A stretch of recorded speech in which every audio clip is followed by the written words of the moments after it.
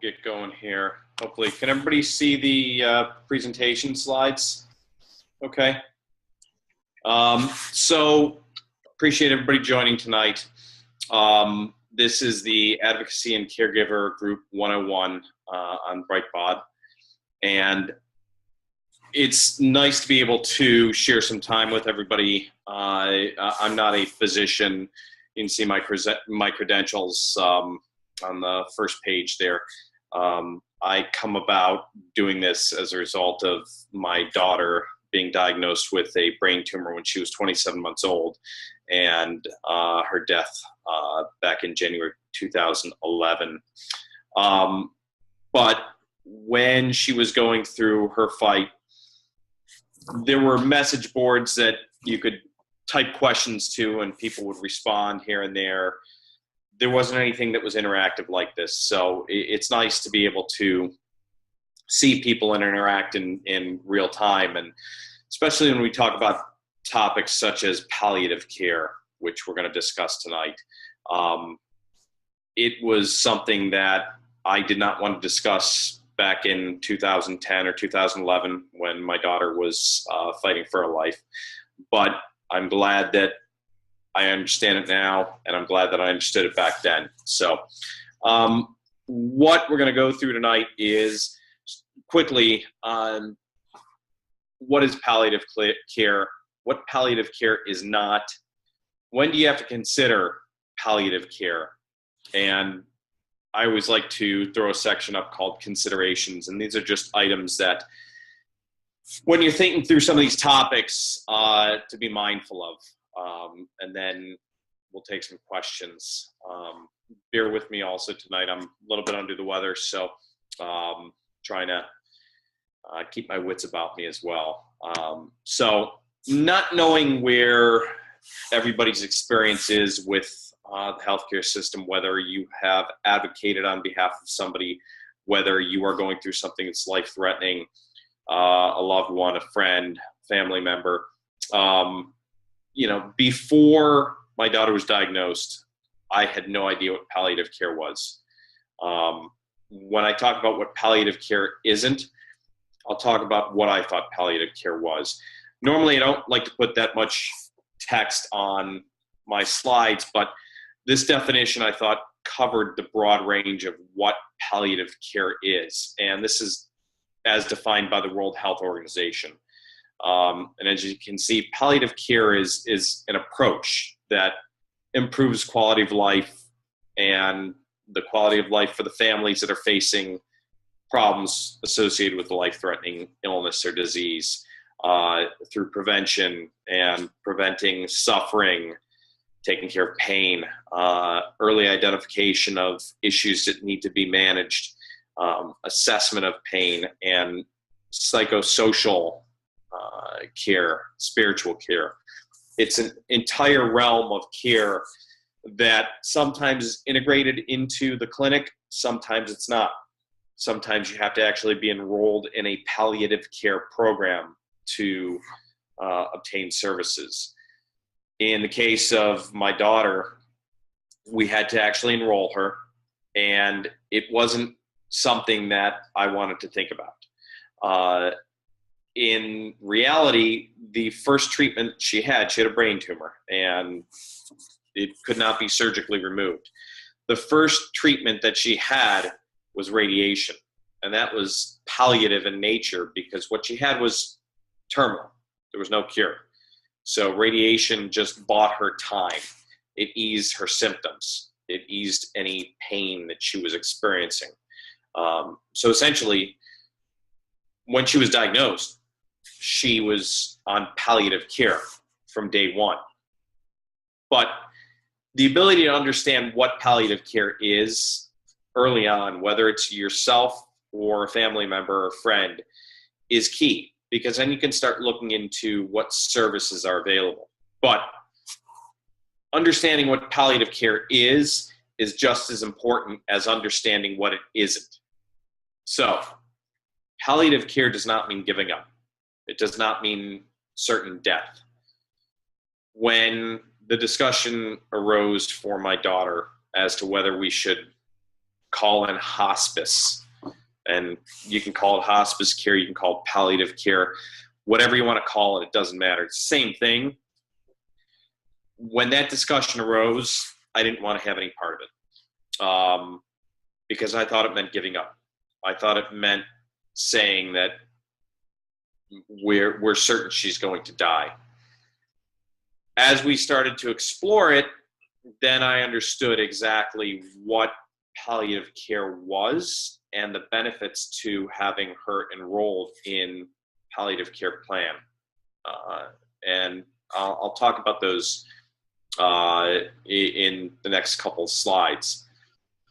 Palliative care isn't just for individuals diagnosed with cancer. Palliative care is, again, it's think of it as the entire circle of care.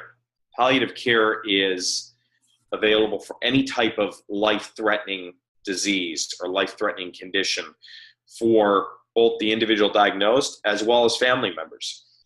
There's a big push underway in the childhood cancer community to codify standards of psychosocial care. It's palliative in nature, and some of them deal with the patient, the child. Some of them deal with the siblings. Some of the standards deal with the family members. It's looking at the entire circle and trying to attack the problem from all sides.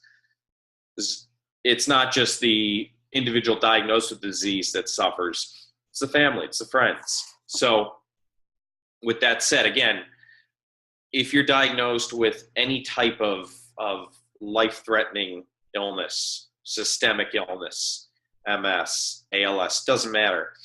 There are palliative care options available to you that it behooves you to start to explore. Palliative care also, or I guess I'm going to use this interchangeably with the word hospice, does not necessarily mean that you have to be in the hospital to obtain palliative care or to be placed in hospice. In the community that I know, the childhood cancer community, as well as the adult community, people choose to be at home for palliative care / hospice care, or they choose to be in the hospital. It all depends on what you think you can manage. If it's you taking care of a loved one, if it's you advocating for a friend, what can they manage? What can you manage? But don't feel like you need to be in a hospice setting, in a hospital or a hospice facility. And then another myth is that just because you're on palliative care or hospice care doesn't mean that you can't treat the underlying condition. So I put an image of a lock there on the slide. A lot of healthcare is simply about unlocking the myths to obtaining care.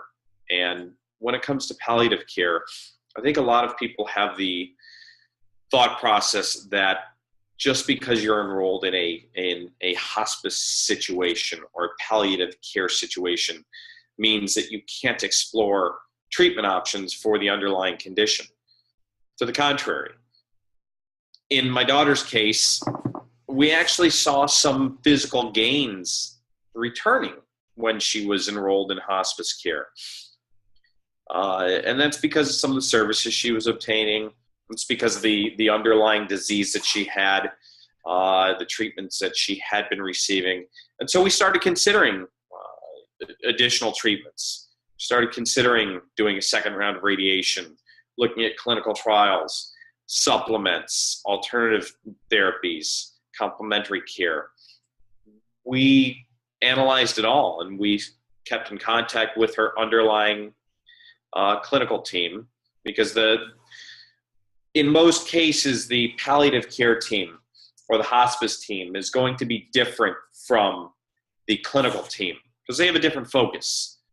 With that said, it's important to ensure that everybody's on the same page, everybody's communicating, and if you want to seek further treatment, either for yourself or your family member or friend, you should have that option.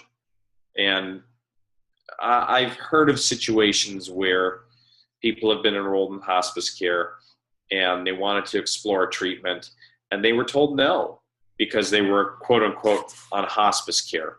And that's wrong. That's incorrect. You can always explore treatment options. Whether or not you can obtain them or you're able to undergo the treatment, that's a different story. And thus, if your hospice or palliative care team stays in contact like they should with your clinical team, then you should be able to explore that. So when do you consider palliative care? And I put up there any time after diagnosis. And then the next slide we'll get to is my slide entitled Considerations. In reality with my daughter, she was in a palliative care situation the day she was diagnosed because we were told she was terminal upon diagnosis. We were told that radiation was palliative in nature and that it would hopefully shrink the tumor, give her a honeymoon period, and then once the tumor came back, we could try a phase 1 clinical trial with an untested drug, and hopefully it would have some impact. We were told that she had 9 to 12 months to live upon diagnosis. She fought for 33 months, and she was on 5 different clinical trials, but from day one, it was palliative. I didn't feel that way. I always had a hope. We always had a hope. We lived with hope. Just because you're in a palliative care situation doesn't mean you can't be hopeful. Again, as I said, it doesn't mean you're giving up. There are good reasons to consider palliative care from day one, depending on what the disease is, depending on what the diagnosis is. And I'm going to talk about that next. When to consider palliative care. End of life decisions, obviously. It is, although it's not simply for death and dying, there is a component of it that deals with end of life. And that's a reality, and that's something that I didn't want to talk about, and a lot of people don't want to talk about it. But with that said, when you're in a situation that is life-threatening, then you're going to have to consider some of these options, and you're going to have to consider discussing palliative care, hospice care during the course of treatment. When to consider palliative care? Well, certain diseases have different physical impacts upon the body. There are additional services that are available through palliative care sometimes that aren't available through your clinical care. In the case of my daughter, what we found once we enrolled her in hospice, and we had talked to some other families and other parents who enrolled their children in hospice care or palliative care early on.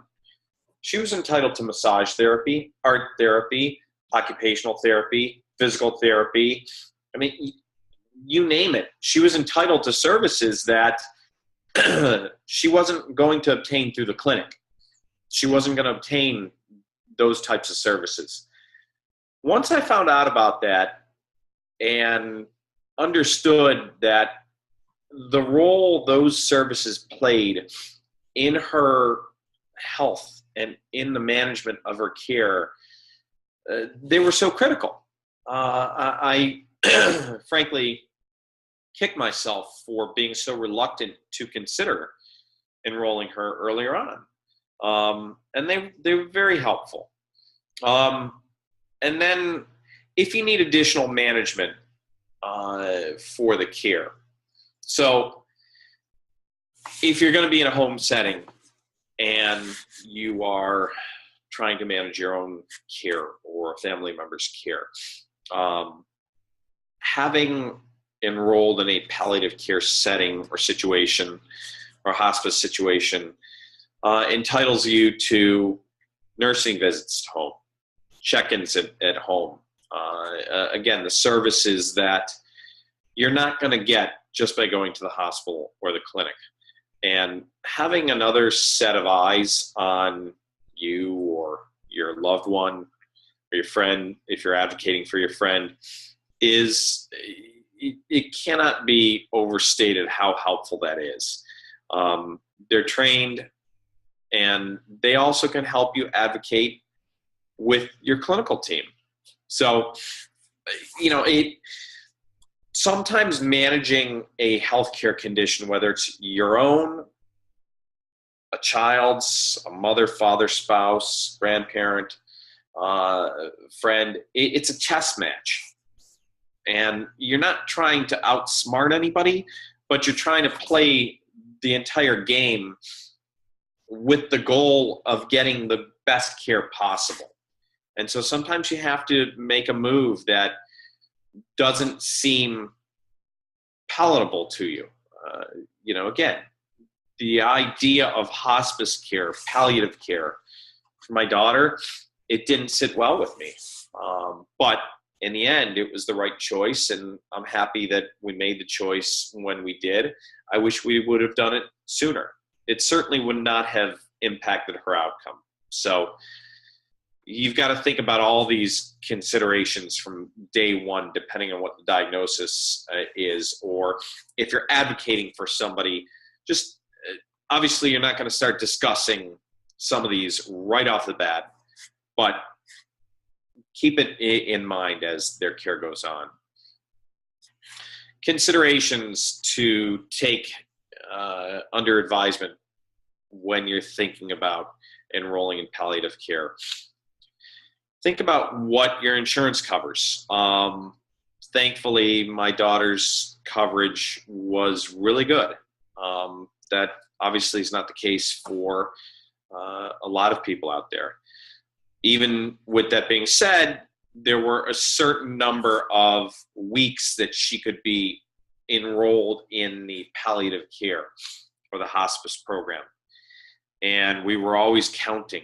And so there were times when we had to call the insurance company up and fight them. My daughter was surviving. She needed the care at that point in time because there was pain management and feeding. She couldn't eat anymore. She was immobile. She couldn't communicate. She was on a feeding tube. And we were told that, well, the hospice benefits were running out after a certain amount of weeks left. Well, of course, I wanted my daughter to live. I didn't want her to die. So we had to fight with the carrier to ensure that she still had the care. Setting, home or hospital or hospice facility. I've known people that have chosen to have their child or their loved one at home, and I've known people that have chosen to have their child in a hospice facility or their loved one in a hospice facility or a hospital. That's something that you have to assess for yourself.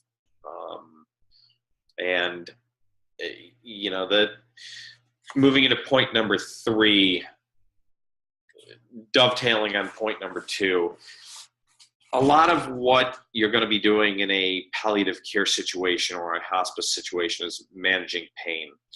I think there's a misconception that when you're in a palliative care setting or a hospice setting, you're just being drugged up with morphine and being doped, and that's hastening death. That's not true.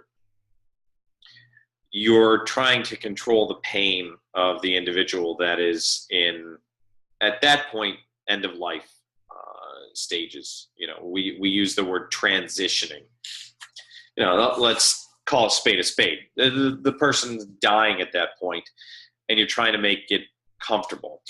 I've heard horror stories of children that have died from cancer in the hospital. 2 come to mind in particular, and they're not something that I could ever imagine going through. Our experience was, I'll use the word pleasant in quotes. If you could think about watching your almost 5-year-old daughter die as being pleasant, she went without any suffering and any pain, because the nurse that was assigned to her really stayed on top of things and helped us out and helped us manage the care. So we had to decide, do we want her at home or do we want her in the hospital? And the choice was clear. We wanted her at home. That's where she belonged. But that choice may not be what is right for you or for your loved one. So it's all a matter of, again, think of the chessboard. You're making your moves to try and figure out what the end game is. Of course, everybody wants the end game to be cured or to live a long, fulfilling life, even with the condition. But there's points and times, obviously, when there is no such thing as a cure, and you're going to die, or the patient's going to die. Your loved one is going to die. And so you've got to figure out where the best setting is. And that's not something that is easy to think about. Emotional considerations. This is not a fun topic to think about at the time that you need to think about it. But the sooner you can either keep it in the back of your mind when it's you or somebody else diagnosed with a life-threatening condition, the easier it will be ultimately to take the step to have the conversation. Again, pain management.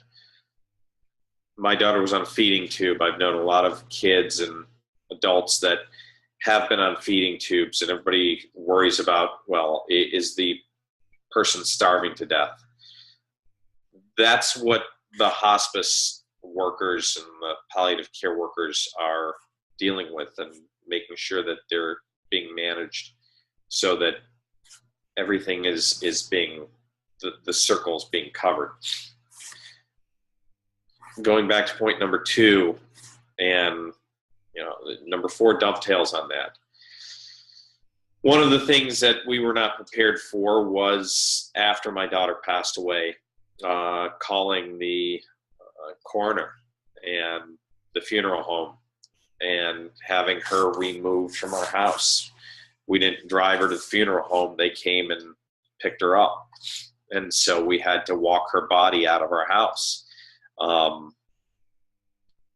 That's not something that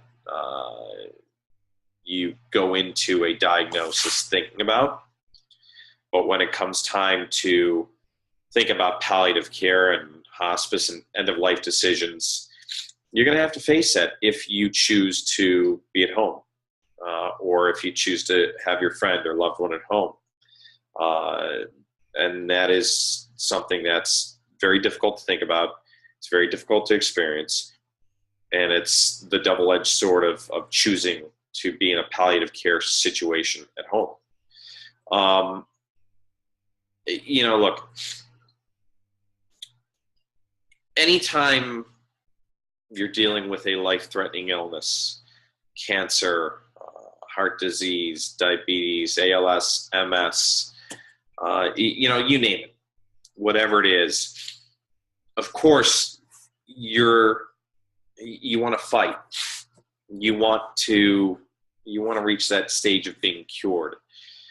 But the reality is that there are a considerable amount of people that aren't going to be cured. And so you may or may not have somebody walking you through these points and explaining to you what services are available, explaining to you that if you're able to enroll in a palliative care or a hospice care setting, that you're entitled to certain services that you're not going to be obtaining through your clinical care, through your team.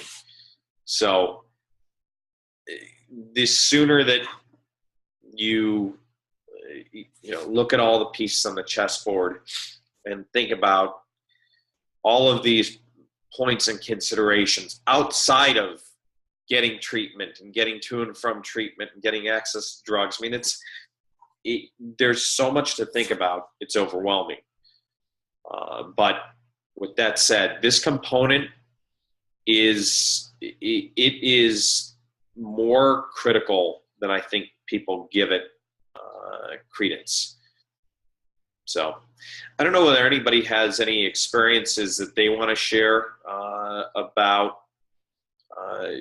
either themselves in a palliative care setting or hospice setting or a loved one. I was going to move into questions next, but I think that this is such a unique forum to have people sharing experiences and having physicians talk about different aspects of disease care and disease management, that we lose if people aren't sharing their experiences. I feel like we lose the ability to build a bigger community and all be on the same page, at least in terms of thinking through some of these issues. So I don't know whether anybody has any experiences that they want to share. And if you do, I'd love to hear about them.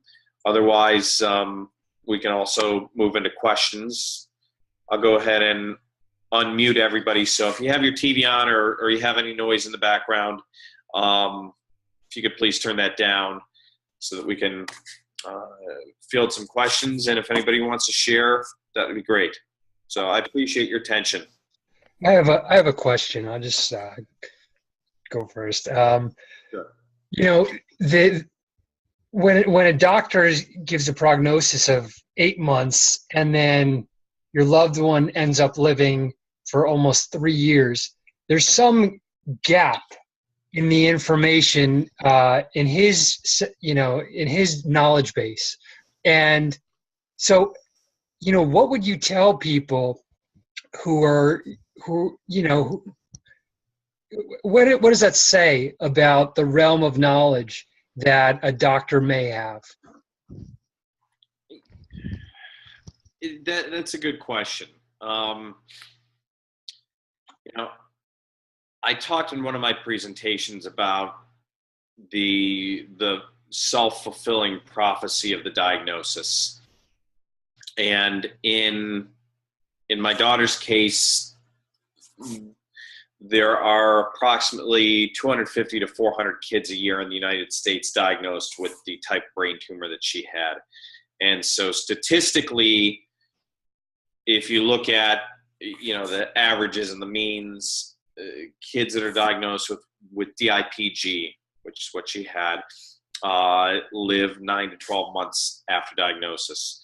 There's some kids that live 2 years or more. They're very rare. So statistically, we were given the prognosis based upon what the vast number of the kids were doing based upon the care. My daughter lived 33 months, so she's a long-term survivor and beat the odds, so to speak. Another example, though, on the other side is a family friend who was in her early 60s, late 50s, maybe early 60s, diagnosed with lung cancer, and she was told 6 months to live with treatment, that the disease was so advanced. And sure enough, she was gone within about 6 months. She took some chemotherapy and did some radiation, but I truly believe she believed in the diagnosis and resigned herself to it. So I think that when you're given a diagnosis, as I talked about in the past, get second opinions, get third opinions, talk to others with the disease, research, because you're not a number, you're an individual. And so statistically, you can look at what statistics tell you, but somebody's got to beat the statistics. So why not you? And so, I think that doctors do their best to try and guide you and give you whatever information they can, but it's not always accurate for your case. So Palliative care only for people. I think somebody had a question I couldn't hear. Is palliative care only for people with cancer? Sure. No, it's not. I think that one of the myths, and I'll go back to what palliative care is not.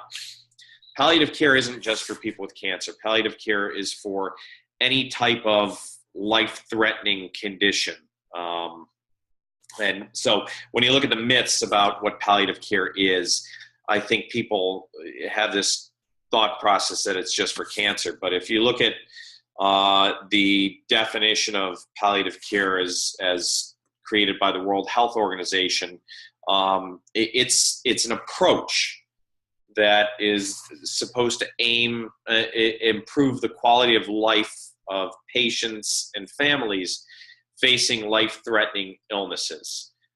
So, life-threatening illness, well, what exactly is that? That can be defined in a number of different fashions, but it's definitely not just for cancer care. If you are in a situation where it's you or a loved one or a friend and they are facing a life-threatening condition, then they can ask their clinical team if they could recommend a palliative care team, or talk to a social worker in the clinic or hospital or institution where they're being treated. It's a good question. So, the question, is palliative care interchangeable then with hospice care? So, yeah, the way I was using it, yes. Although I think some people may disagree with me that they're interchangeable. I don't believe that my own personal belief is that they are interchangeable. Hospice conjures up images of people lying in bed and dying. And so, palliative care is a much nicer term, it's a nicer image. But, it's the whole point of a hospice situation or a palliative care situation is to try and provide services to the patient or the family in a situation where the individual is facing a life-threatening condition or in the end stages of life. So, palliative sounds nicer than hospice. So, to answer your question is, I think they're interchangeable. A lot of people like to use palliative more than hospice, though. Okay. Any other questions? Yes, I have another question. Sure. Do you think that folks are discouraged from going into hospice or palliative care?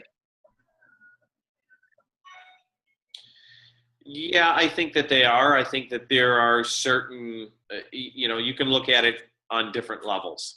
There's certain stigmas associated with being in a palliative care or hospice care situation.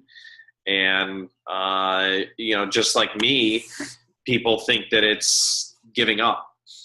And so, I think as individuals, we can discourage ourselves.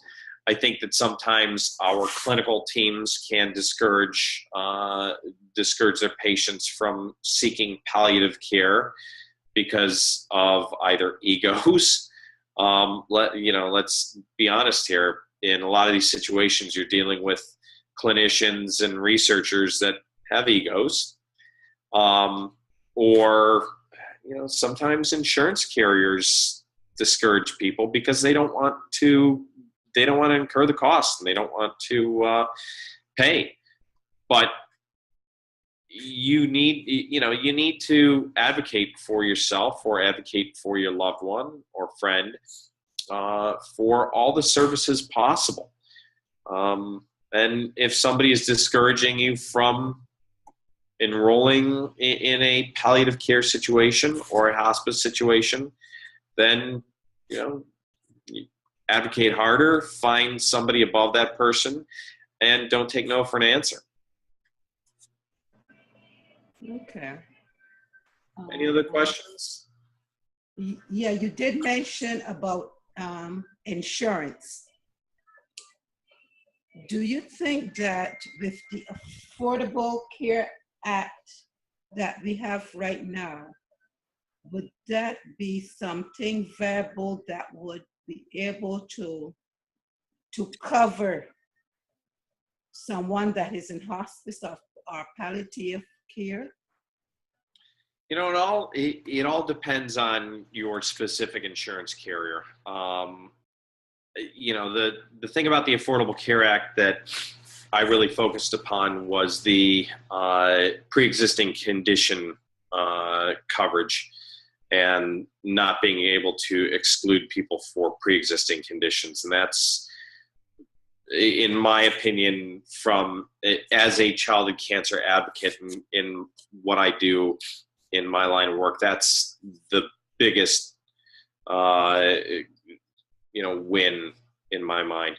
In terms of palliative care and what's available through the Affordable Care Act or your own carrier, it varies again. Everybody, I think, has some aspect of palliative care available in general. It just depends on what will be covered and what won't be covered. Some will force you to be in a hospital or hospice setting rather than at home. So you may not be entitled to the services in a home setting like you would at a care facility. Are you aware of any way to really maximize benefits for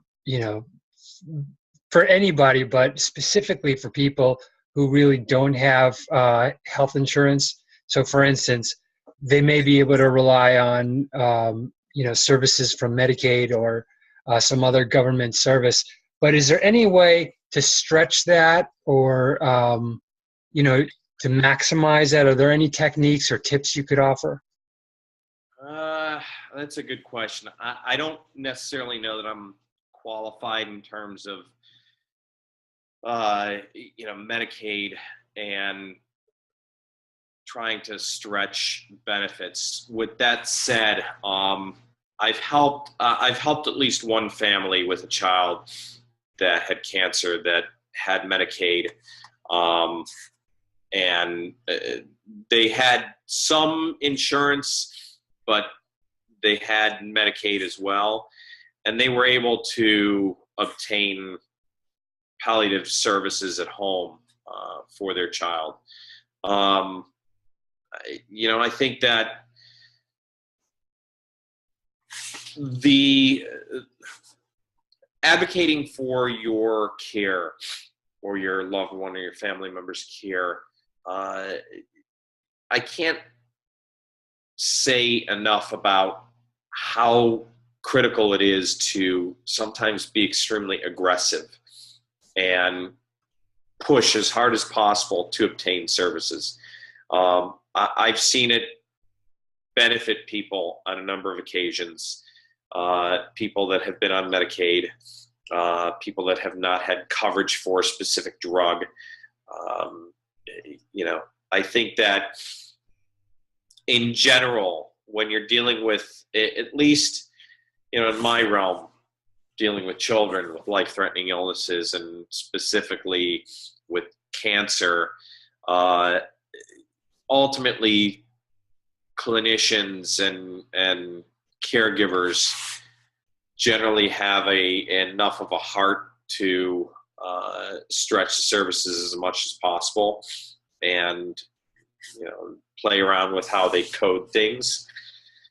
Adult settings, it's not as forgiving.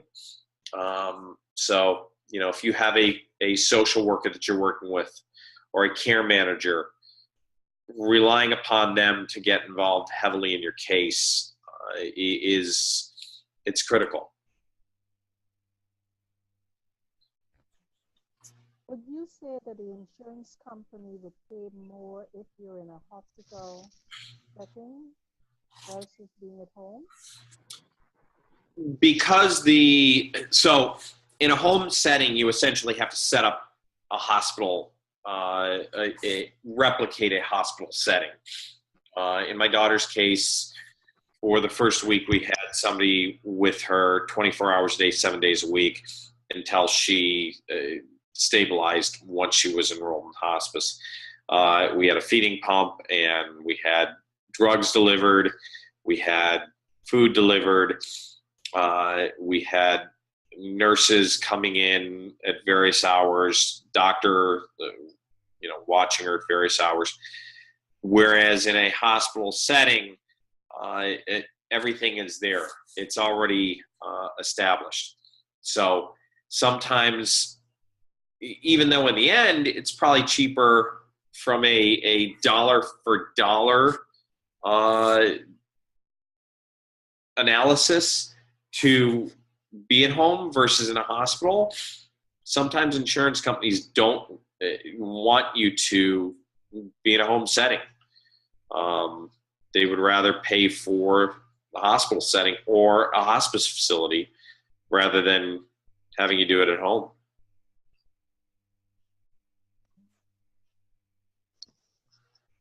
Anybody else? Great. I hope that this is helpful. Again, it's not,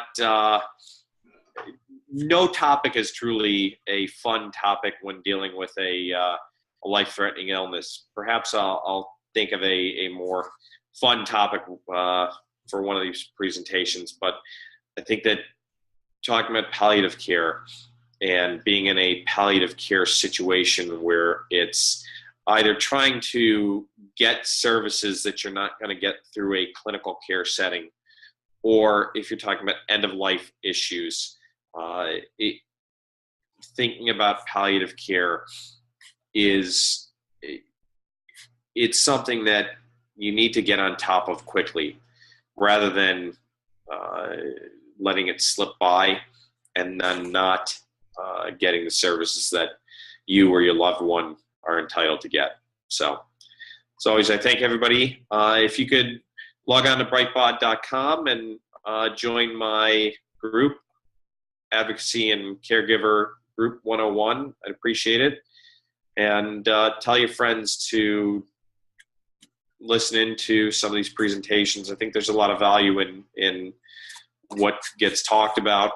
And on top of that, just coming together and talking about different topics and asking questions and sharing stories, it really, truly, I think, eases some of the frustrations and some of the fear associated with facing a life-threatening condition. So thank you, everybody. Appreciate it. Good night.